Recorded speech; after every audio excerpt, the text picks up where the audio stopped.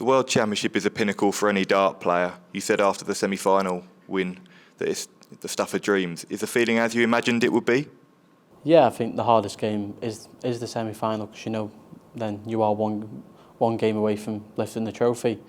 And I said previous interviews, if obviously the game against Michael, if I win 7 sets, then I'll be happy, and that's what I've done. And as well as lifting the World Championship title, you also got your hands on the Ballon d'Or. How good did it feel to raise so much money as well for Prostate Cancer UK?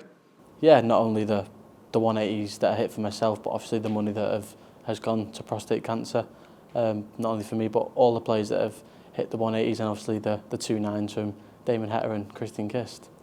I know you haven't had too much sleep since last night, but have you watched the winning moment back yet? And if so, how many times? No, I've not watched. I've seen the 32 go in and seen the family jump up, which obviously I didn't see until I went back and watched it back. But I'm sure I'll be watching that game over and over. And you said on stage to Abby last night you watched back the final against Luke Humphries before the game against Michael van Gerwen. What was your thinking behind that? Yeah, it was just obviously watching on YouTube. The game before was highlights from Michael van Gerwen, Michael Smith game the year before. And then me and my mate, we just thought it was just going to be highlights, but we watched the full game. And what did you learn from that final against Luke that you were able to take into the game against Michael last night? Yeah, just the slow start was not what I wanted, so I had to make it a fast start against Michael, and that's what I've done. And beating a legend of the game like Michael to become the youngest ever world champion, succeeding Michael as the youngest ever world champion, that must have been an amazing feeling. Yeah, I knew more history would be made if I lifted the trophy, and that's what I've done. But if it wasn't to be last night, then I've still got a few years to become the youngest. But to become the youngest at 17, it's gonna take some beating. And Michael showed his class as a champion last night, the way he spoke about you post-match. What did that mean to you? Yeah, it's always good to see not only Michael but any player speaking well.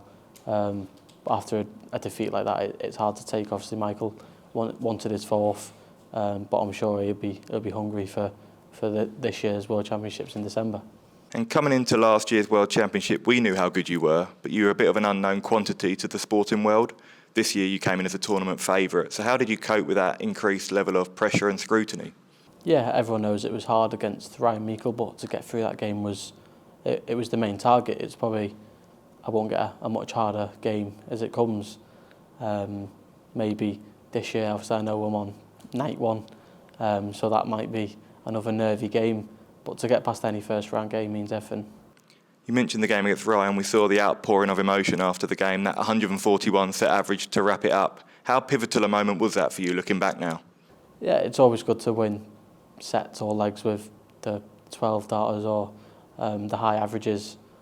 But I didn't know I was playing that well in the last set. Obviously, I've gone back to about 180s, 2 legs in a row. So I know the average is there, but I was just thinking about getting over the line. And you were never behind at any point in this year's tournament. How important was it to make those fast starts every game? Yeah, I think it was the case of needing to start fast. But I know if I am down in any game, I know I've got the gears to step it up and get myself back into the game. But when you're in that much of a lead, you're just playing with freedom. And we saw you celebrating with your family on stage after the win last night. Just how important has their support been in your journey to becoming world champion? Yeah, it's been massive. Mum and Dad supporting me, paying for my junior competitions, and then getting me the right management for the development tour last year. And they've been a massive part, so now I can help them out and show my respect to them.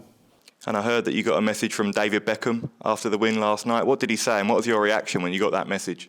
Yeah, I seen him message. He was like, "Wow, well done, mate," and I just said thank you. But being a massive Man United fan, that must have been a surreal moment for you. Yeah, crazy to say.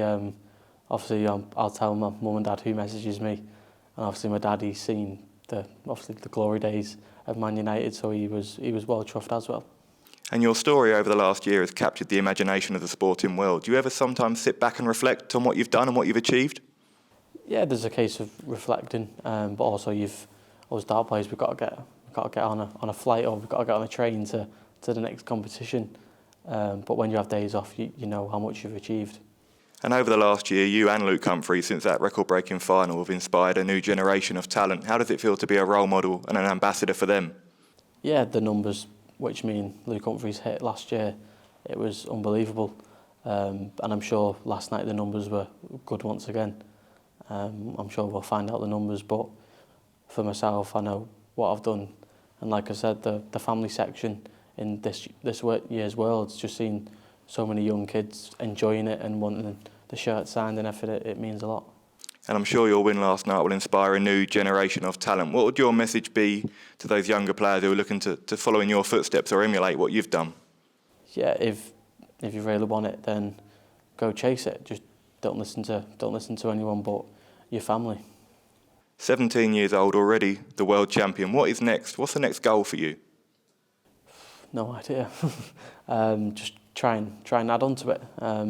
Obviously, the talks of beating Phil Taylor's record at 16 world titles. It's gonna take some stopping, but obviously I'll be in the game for long enough, so hopefully I can do it.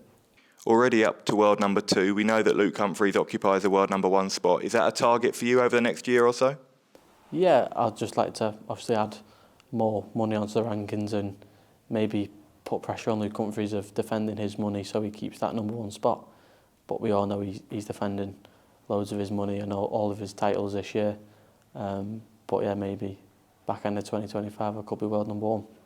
And talking of Luke Humphries, it looks pretty certain that you're going to be teaming up with him at the World Cup of Darts this year. Just how excited will you be to represent your country for the first time?